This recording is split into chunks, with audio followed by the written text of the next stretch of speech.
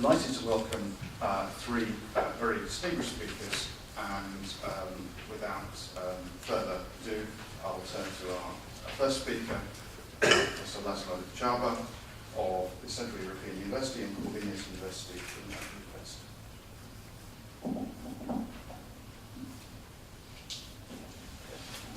Thank you, Chair. Ladies and gentlemen, it's a great honor and pleasure to speak to such a distinguished audience, and I think it is a very timely subject for the organizers were choosing. Actually, when I was asked to talk about this rethinking the European Union as a model, what the European identity means and what kind of practicalities it might draw, I thought that the organizers have chosen a very abstract topic and it would be difficult to communicate on that issue. But the more I was giving thought to the idea, the more I thought that it's very well, wisely thought out question, because starting with the idea what Europe means and what is the identity, one can actually get down to the most interesting and most intriguing debates on the politics of the European Union, the nature of the beast and the possible solutions that may or may not happen. So what I'm going to do is to try to sum up a talk, which usually is 90 minutes in 15 to 17 minutes, and I will cover 6 subjects: the identity, European Union as distinct from a free trade area, what the European identity and anchor has meant for Central Eastern Europe, what the crisis management of 2008-2013 has been teaching to us, and why should we be concerned about the people's supranationalism which is emerging in Europe, which is for some strange reasons called under the misnomer federalism. Federalism is limited government, supranationalism is unlimited bureaucracy. There's a world of difference between the two. Then I will reflect a bit about the need to rethink European architecture, what needs to be rethought, and then very little idea about what the EU is all about, whether the EU is all about money or not, and why is this perception perhaps mistaken. Now, in short, if one thinks about identity, it's a complex set of theories, and it's very difficult to identify, very difficult to give a definition to it. Instead of a definition, as long as we all understand what we are talking about, what is important about identity, that it's always multiple. And why I'm stressing that, because the debate in and around Europe is usually about counterposing of the European identity with the national identity, which is a non-starter.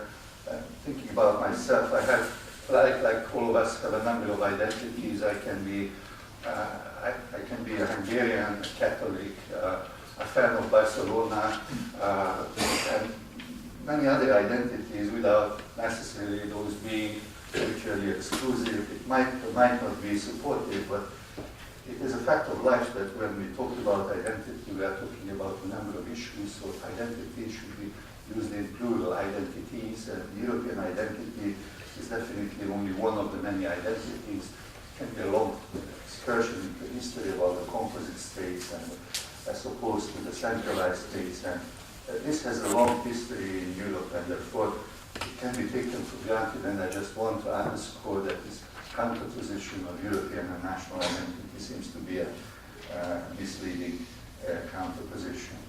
Second, I would like to talk a bit about what is the EU about, what is the European identity, meaning including Russia, Turkey, and everybody who has ever anything to do with the Judeo-Christian culture, the European Union as a given historical concept. What is the path of the European Union?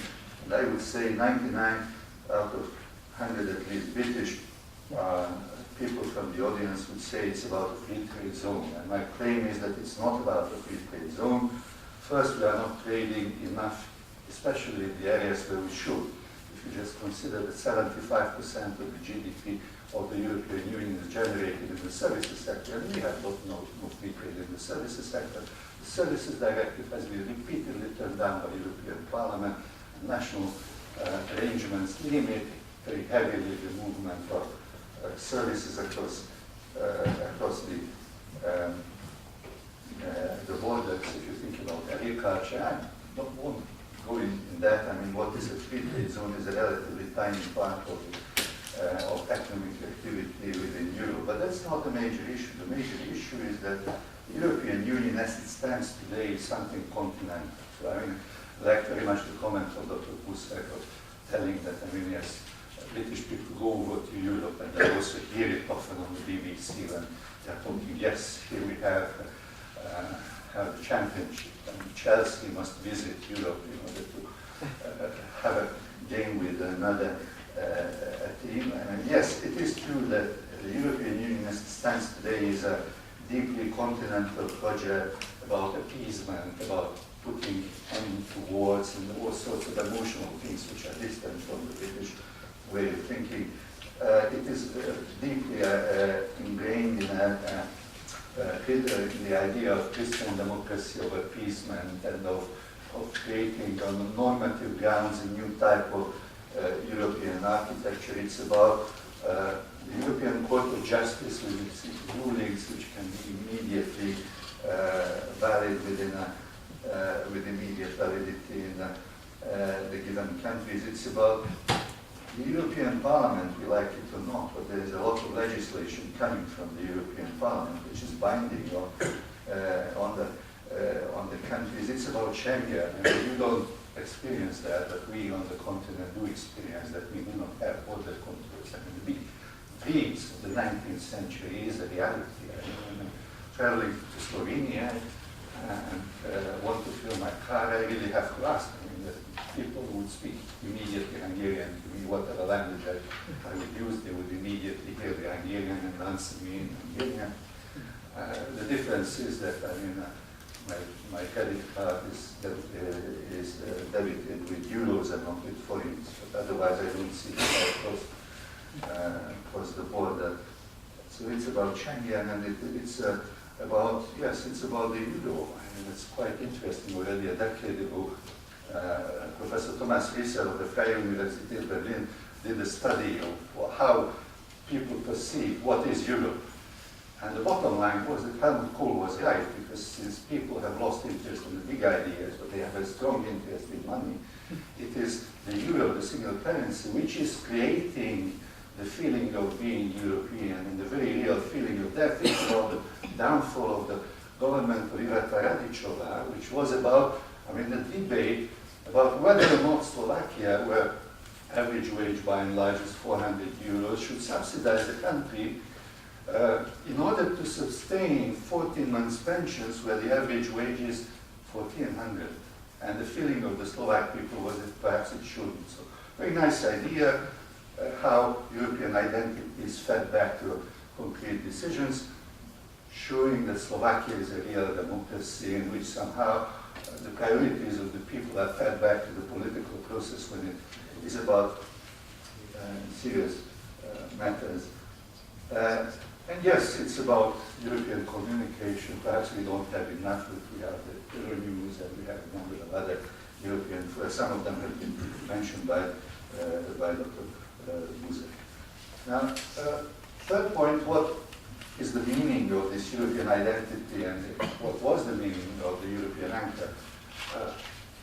I have already given you this example of Slovakia. One can give many other examples in the context of crisis management, but historically speaking, the European Union has played an extremely important role by providing an anchor for the political and economic transformations in Central and Eastern Europe.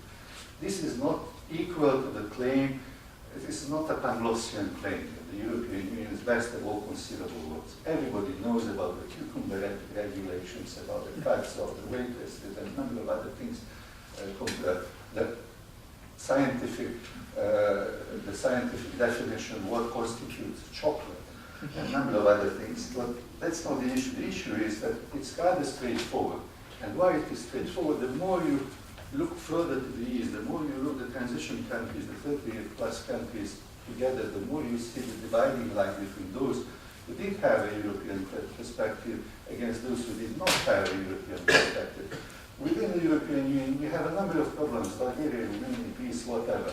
But we do not have Belarus, we do not have Ukraine, we do not have Kazakhstan, and we do not have a number of things, and it speaks for itself.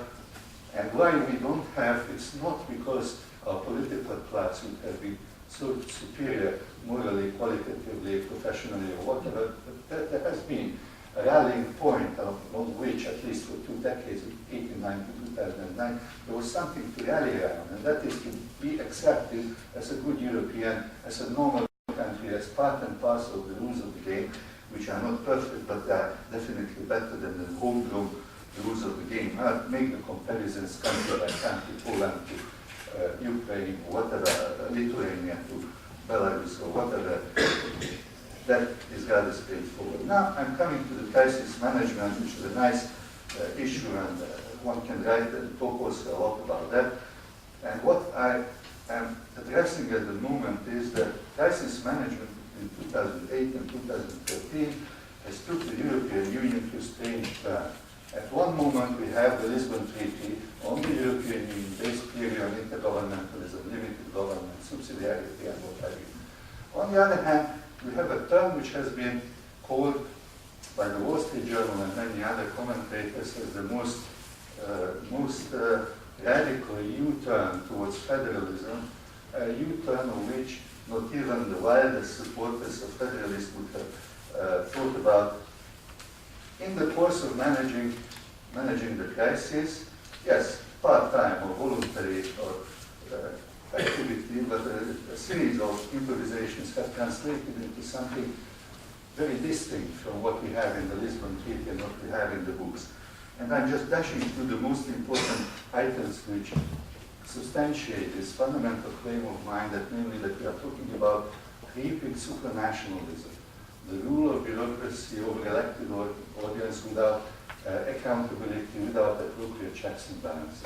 In short, the European Union is a very interesting creature, and in my course on the European Union, it's very difficult to explain, especially to the American students, that while Europe is composed of democracies, of parliamentary democracies, in the decision-making of the European Union, in most of the cases, we have neither checks nor balances. Think about the Council, think about the European Central Bank, European Court of Justice, and all the rest. Now, what has happened in the series of crisis management and dashing through one is creating the permanent bailout mechanism. First, it was called European Financial Stability Facility, and later European Stability Mechanism. This is a huge amount of money, 400 billion euros, that equals to 3 years of the budget of the European Union, which is managed by a technocracy which is not accountable to anybody.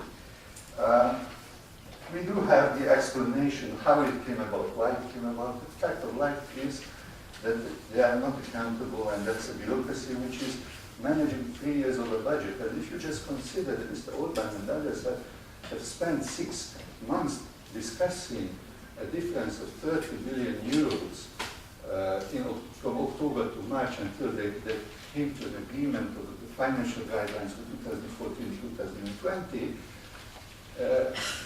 13 times of the amount is just by a stroke of a pen is passed over to the competences of technocracy. European Central Bank has been showing up on the bond market. It was denied for a long time, but yes, now we have the numbers. 290 billion euros, 2 years of the annual budget of the European Union has been spent on targeted buying of bonds. I mean, a type of activity which is explicitly prohibited by the statutes of the European Central Bank, that we are buying back bonds, keep it as an asset, and make as if it were absolutely perfect security. A third factor in which we see this drift towards supranationalism are repeated bailouts. I mean, in theory, one can always bring arguments why a bailout should be replicated. By contrast, economic theory, more concretely, Thomas Sargent, the winner of the 2012 Nobel in Economics, explains in his talk delivered on the occasion of receiving the Nobel Prize, that the United States exists and is a credible fiscal federation exactly because of they could ensure that there were no repeated bailouts. There was one bailout following the Civil War and no further bailouts ever since. And the no bailout makes the fiscal federalist arrangement credible. We are moving obviously in the other direction. Everybody knows the examples. Fourth example, European Banking Union, especially in the form as it was circulated in the initiative of Mr. Van Rompuy and the three other heads of the European Union as of June 2012. The idea went as far as creating not just banking supervision agency in the European Central Bank, but also it would have controlled 6,000 banks, and it would have had the right of preemptive action. So it's not like in a bankruptcy arrangement that I say, okay, my debts are accumulating, my incomes are going down, I'm asking for Chapter 11 protection. It would have gone the other way around. See, Ambassador Chaki is not as fit as he used to be 5 years ago. So why don't I intervene and why don't I check his finances? That's reverting the laws, and that exactly is what supranationalism, the uncontrolled rule by the bureaucracy implies in the place of checks and balances. The final arrangement does not go as far as that, although putting banking supervision in the European Central Bank would have required a complete rehash of the statutes of the European Central Bank, which is a completely technocratic, non-depoliticized institution, whereas if you are in banking resolution, you are deeply about distribution of scale, who's paying what type of issues, therefore it cannot be and should not be in the European Central Bank. Yes, as it stands now, it seems that the European Central Bank will have these supervisory powers over the systemically relevant banks, 200 instead of 6,000.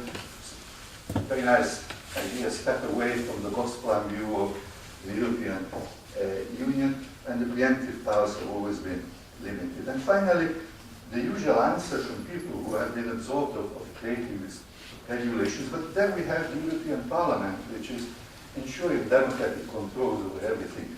Now, anybody familiar with the workings of the European Parliament should be concerned about that. If you just consider that one European parliamentarian is representing 800,000 people, it's a very indirect form of control. We do know the working operations in the European Union are such that the European Parliament is such that it's typically 2 people drafting the resolution, 5 people approving, and 700 people voting on that because it's 49th in an agenda of 70 or 75 points of the agenda that need to be approved by 2 o'clock in the night. So this type of control might not be the real thing. Yes, what needs to be reformed, I'm speeding up. I won't be able to come up in European architecture, I won't be able to come up with very brand new ideas, but I would think that it would be important to protect the Lisbon Treaty as our common accomplishment. It would be important to move towards fiscal practice in which the East European, the new member states are actually performing much better than the old ones and much superior to the southern ones. Further liberalization of flexibility in the labor market, lifelong learning, investment into education. Conclusion, is it working? Is the European Union after all about money? To some degree it is. Or I was talking about is about money, who's paying what. To some degree it shouldn't be, it should not be about transfers. And if whether it should in reality are overlapping is a complex matter, but I'm comparing only two points. In the poetry part, we have Europe 2020, which says it should not be about money, it's about better jobs, about environmental protection, it's about social Europe, migration control, and what have you. If you look at the deals cut in March 2013 by the heads of the states, it's about continuing the subsidization of cows at the expense of researchers. So you can draw your conclusion. Thank you very much for your attention.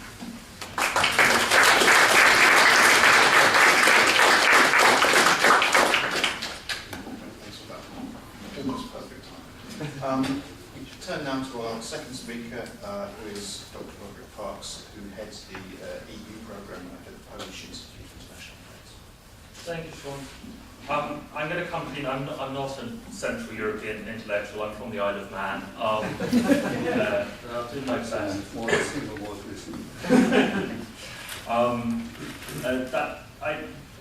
Being based in Poland, however, does leave me with an appreciation for the subtext of this conference, which I think is what can Western Europe learn from Central Europe. And that's slightly my take on the essay question we've been sent. And specifically to look at what the UK can learn from Poland. I can only offer a very rudimentary view on Polish European policy. I've only been based there for a year. And I've also noted that Poles have this sort of reverse relationship to their country that British people have with their family. So it's, with British people, only you can be rude about your family. But I think very often Poles, only they can be nice about their country, and whenever I say something complimentary, they get very cross and sound talking nonsense. So nevertheless, I will try to present a positive view of what can be learned.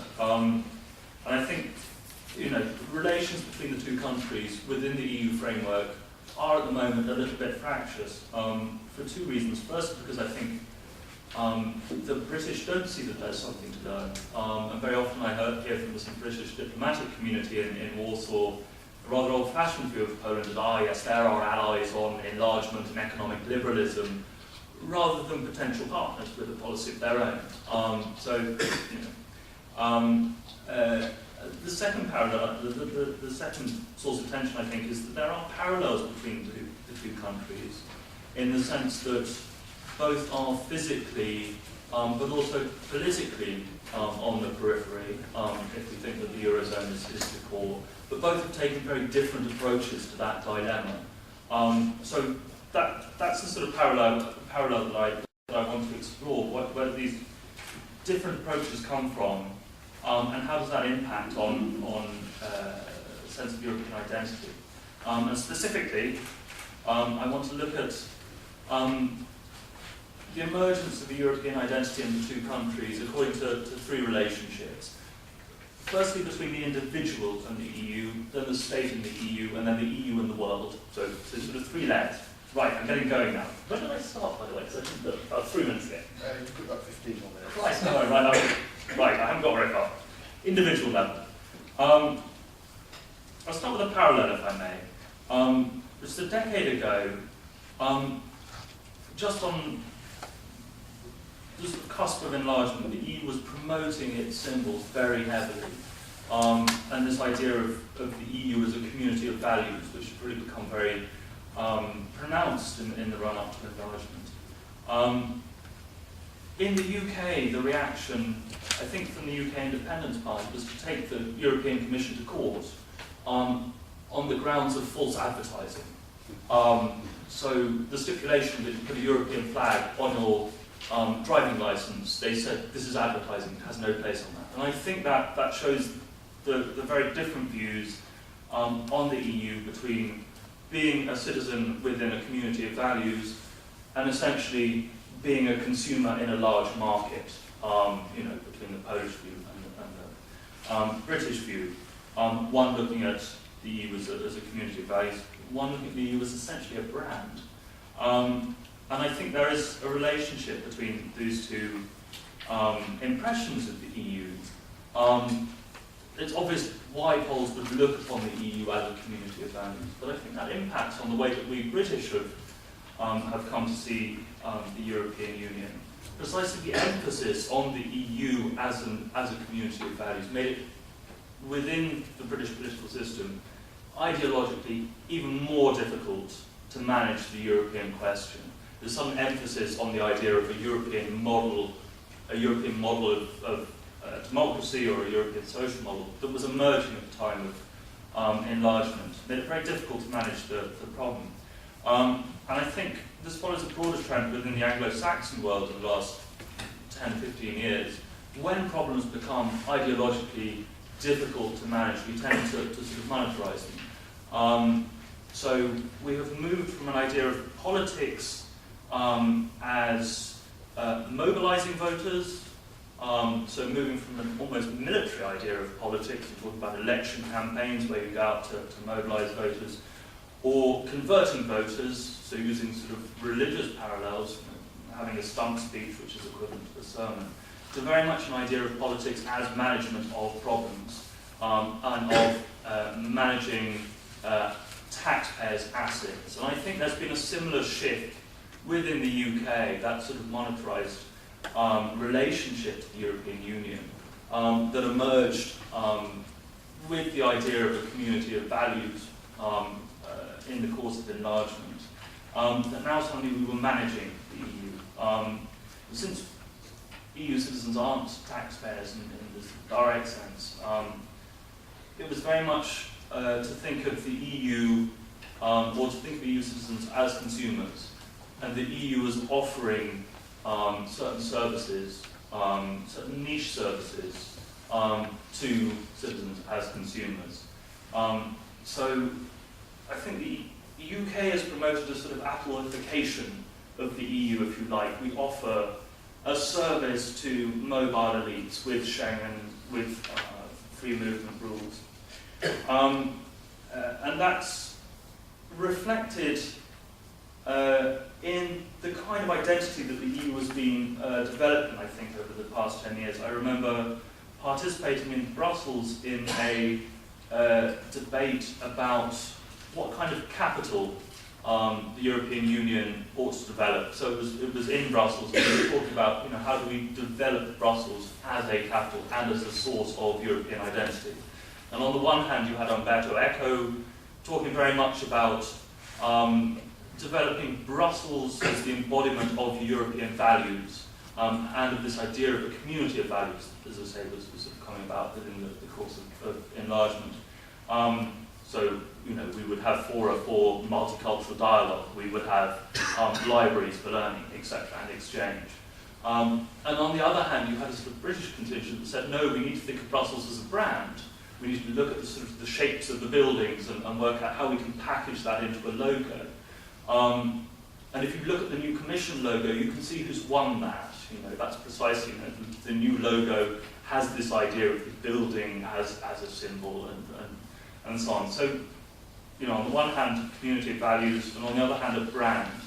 And I think, just to pick up on what László was saying, that's very clearly the case with the euro, which is the basis for this sort of consumer identity that the British have been pushing, even if they're not members of the euro. If you look at the design of the euro, it's an unusual design. It's one of the very few banknotes that doesn't have either an animal or a human on it. And people think, well, the reason for that is, the historical figures are divisive. It's not the case. They chose abstract architectural symbols, bridges, windows, partly in order to say, well, we're trying to symbolize connections and transparency. But in essence, what they were aiming for was to encourage movement within the European Union so that you go around the EU, look at your banknotes, see the architectural symbol, see the world around you, and connect that with consuming. So you're consuming European culture on a large scale. That's the sort of European identity that's implicit with the euro currency. So that's my sort of first point. The relationship between the individual and the EU is very different in both countries. On one hand, this idea of community of values. On the other hand, a sort of niche consumer identity embodied in the euro, the design of the euro itself. And both connected by the response to enlargement. So that's my first block. How am I doing? Okay, I'm going to do this. Excellent. Second point, the relationship between the state and the European Union, or the nation state and the European Union. And again, another parallel, one that I mentioned before. And that's the response to the euro crisis between these two non-euro member states. On the one hand, you see Poland, on the whole, trying to steer a course into the core and trying to stick with the eurozone. the UK taking a rather opposite course, obviously, as we've heard, recognising that it needs to be part of the debate, but trying to keep its options open as much as possible. And I think that feeds into two basic responses to uncertainty. One, what the Germans call theoretische Freiheit, so theoretical freedom, keeping your options open. On the other hand, gelebte Freiheit, actually lived freedom, making free choices, making long-term commitments on the basis of these options. So there are two very different philosophical approaches to uncertainty, in this case, economic uncertainty. And I think the EU as a political system is very much the latter. It is built as a political response to international chaos and international uncertainty. The countries of Europe, after the Second World War, recognized that they needed to stave off international chaos, having emerged in this, but weren't prepared to accept the usual system of order imposed by a hegemon, i.e. Germany. So what you end up with is a new sort of postmodern system of deep cooperation between states as a means of creating certainty. And I think that's very much the idea of sort of gelebte Freiheit as an approach to uncertainty, saying, you know, at the moment we have many options, but if we commit to one another, if we take these long-term decisions together, then that's a way of staving off uncertainty. The UK has problems with that in a way that I think Poland has fewer problems with, and I think that comes down to a different historical experience with international uncertainty. And there again you have the parallels of these two countries on the periphery with large European states on one side and also a large non-European power on the other. And whereas the UK flourished within that sort of peripheral setup, Poland, as we know, didn't. So I think Poland has a much deeper awareness of how precarious its international position is and takes that choice on the whole, this sort of gelebte Freiheit. The UK, which flourished, tends to prefer to keep its options open in a sort of choppy international environment. We want to maintain as much autonomy as we can. We want to go out and sail the seas again. We want to make things with these emerging countries that are very exciting. The question is, how much the international environment has changed and whether we British still can behave in that sort of keeping your options open way, or if we're just maintaining a kind of nominal autonomy that we think we're keeping our options open, we think that we're maintaining sovereignty, but in actual fact we're really reactive to large powers that are more powerful than us.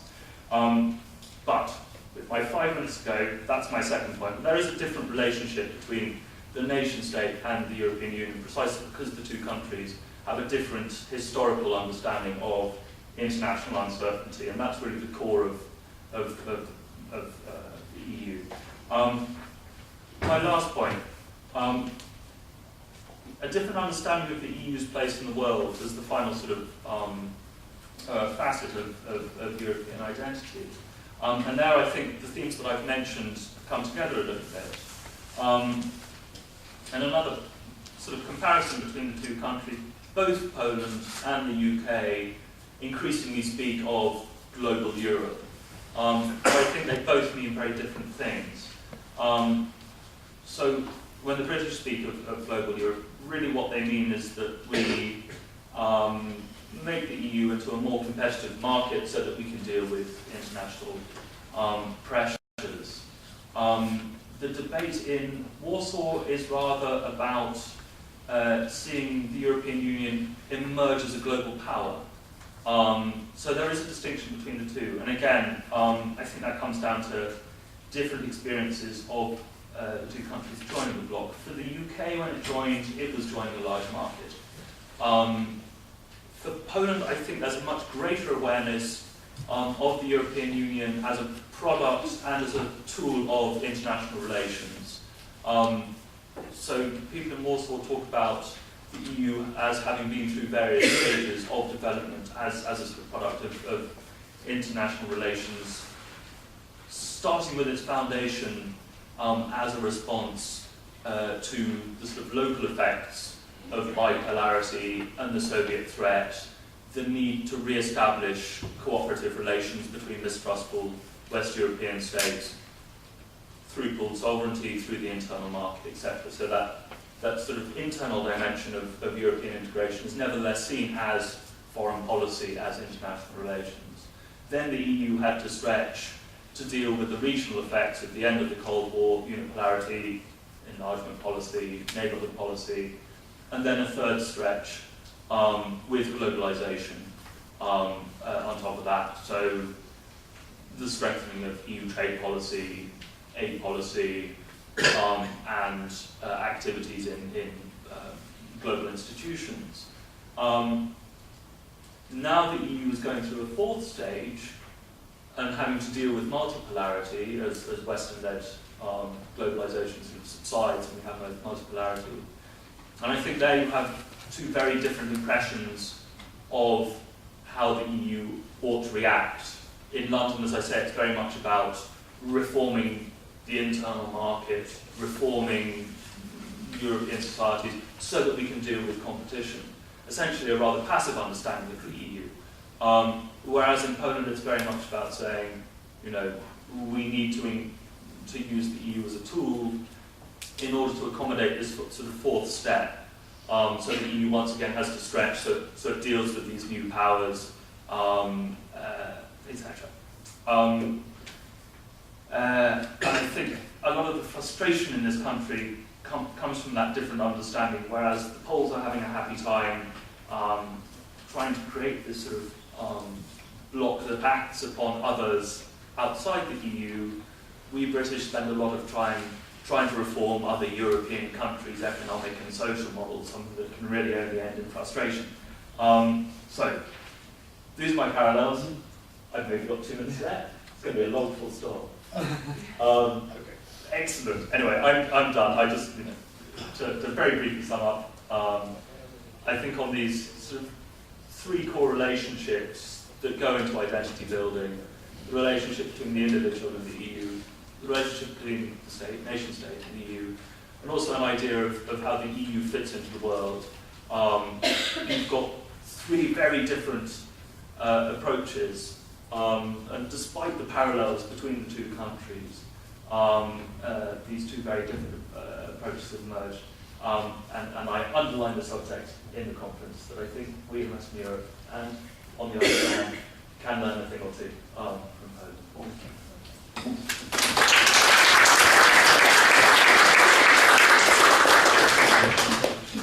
Okay, thanks. I'm intrigued by the suggestion the Isle of Man is not in Western Europe.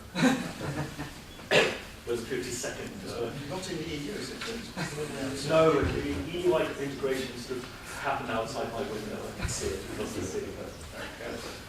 We'll leave the Isle of Man and turn back to Central Europe. And our third speaker is Dr. Andraž Zidar, who is a senior research fellow in public international law at the British Institute of International Comparative Law and has also held posts at the Ministry of Foreign Affairs and the Ministry of Interior of the Republic of Slovenia.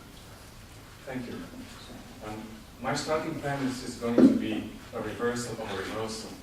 Namely, I would like to present some thoughts whether the New Europe has actually developed up to expectations that were somehow presented to this kind of Europe, to this part of Europe, 25 years ago, after the fall of the Berlin Wall.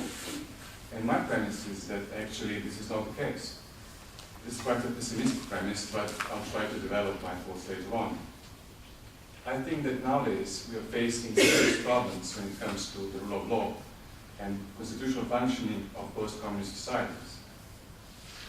So my premise is actually, has the New Europe learned any lessons at all? I'm going to be quite critical in my presentation, but in a constructive way, and I'm going to be critical in an indiscriminate way too. First of all, we can now say that Europe is actually a normative power.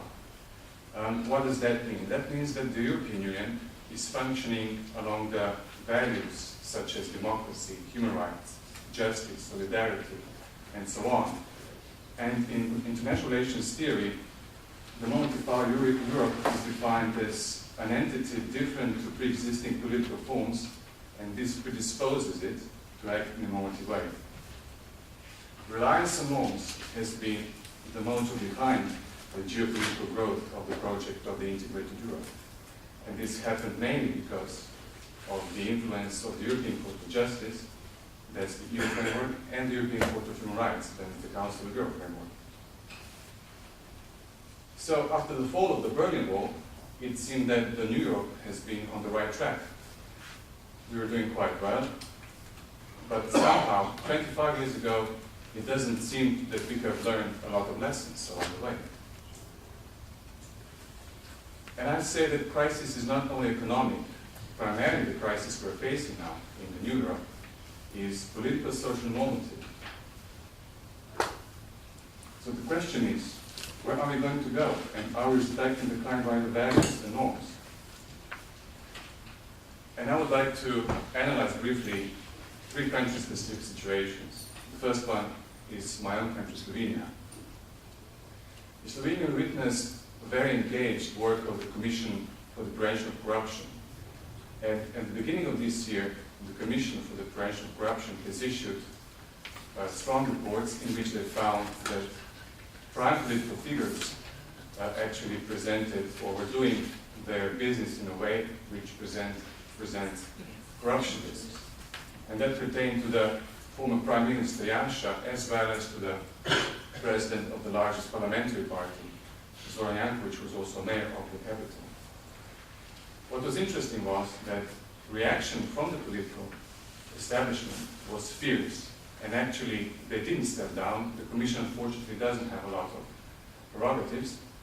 And finally what happened was that the political process led to the dismissal of the Prime Minister of the party and also of president of the largest parliamentary party from the post of the parliamentary party, president of the parliamentary party. Then we have the situation in the Czech Republic, where we had head of state, Václav Klaus, recently issuing an amnesty through which a number of high-profile corruption cases before the courts were actually stayed. So there was no continuation of those cases was possible before the courts. Also, a large number of convicts was released. That was not such a problematic issue. However, those corruption cases stirred quite some reaction in the Czech civil society. And what happened in the political sphere was that the parliament charged former head of state with a crime of treason, and this is going to be adjudicated by the different court. The final case is Hungary, where we have witnessed restriction on the freedom of the press by the government of Viktor Orban. Later on, also restrictions on the functioning of the central bank. And most recently, curtailment of functions of the Constitutional Court. So, as you see, we do have some problems along the lines of authority in all these countries. And what is interesting is that the political parties, political sphere, is not really conscious of other branches of the government. Now, I would like to go to the analysis of these issues from the notion of authority as elaborated by Alexander Kojève. Kojève was a Russian philosopher who emigrated to France before the Second World War, and he was actually quite a prominent person in the construction of the European project. He actually participated in negotiations for the European Union and also negotiations for the Ghent. But his theory of authority actually is a more philosophical piece of work. So what he's saying, he's presenting 4 theoretical theories and corresponding models of authority. The first one is scholastic theory, which sees authority in God. God is immortal, God is above us all. So there is like a tradition and an orientation to oblige towards his authority. On earth, the authority which corresponds to that one is authority of our Father. Again, we have orientations towards tradition and look towards the past. The second theory is Aristotelian theory, Aristotle based his work on wisdom, knowledge, capacity to transcend the present. Basically, this is authority of the leader. It represents leadership, and the focus here is on the future. Then we have the Platonic theory, which is based on values such as justice, equity, and autonomy, independence, and a typical authority is authority of a judge. In contradistinction to other authorities, this is not a temporal authority because it is based on eternal values. It is based on eternity. The judge adjudicates along the values he has. And finally, we also have the Hegelian theory, which derives from the fight to life and death. And in this fight, we have recognition, mutual recognition of the master and the slave. The master is willing to take a risk and fight until his death, whereas the slave is not willing to take that risk. And that's why he subsumes to the authority of the master. And this authority is oriented on the present with a look towards the past. Because there was a fight in the past which defined this relationship. Now, if we apply these theories to post-socialist countries, we can see that those theories represent what we call separation of powers, elaborated by Montesquieu. The model of father is left out actually because the model of father, of his authority, belongs to the personal sphere, to the family relations. So what we have is the executive power, and that is the authority of the master.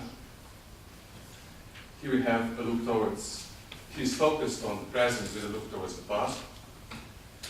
And he's functioning on the basis of risk. Everything is risky. He takes his decisions on the basis of risk.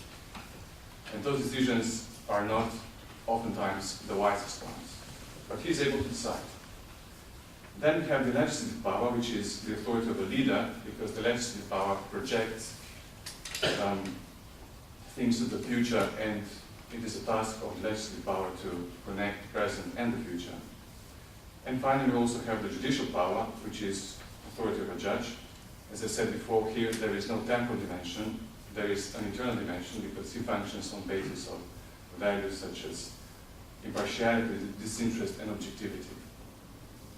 The central figure in this dynamic, in the constitutional dynamic, is a judge, because he doesn't function on the basis of short-term interests. So, in a way, he contradicts, his task is to contradict two other branches of the government, the executive one and the legislative one. And he is the one who is a vehicle to promote the rule of law, which, in words of Tom Bingham, a prominent British judge and lawyer, means that all persons and authorities within the state, whether public and private, should be bound by and entitled to the benefits of laws publicly made, taking effect generally in the future and publicly administered in the courts. Now, country specifics that I mentioned previously are such that the executive, actually the political branches of the government, show strong disrespect towards the judicial branch.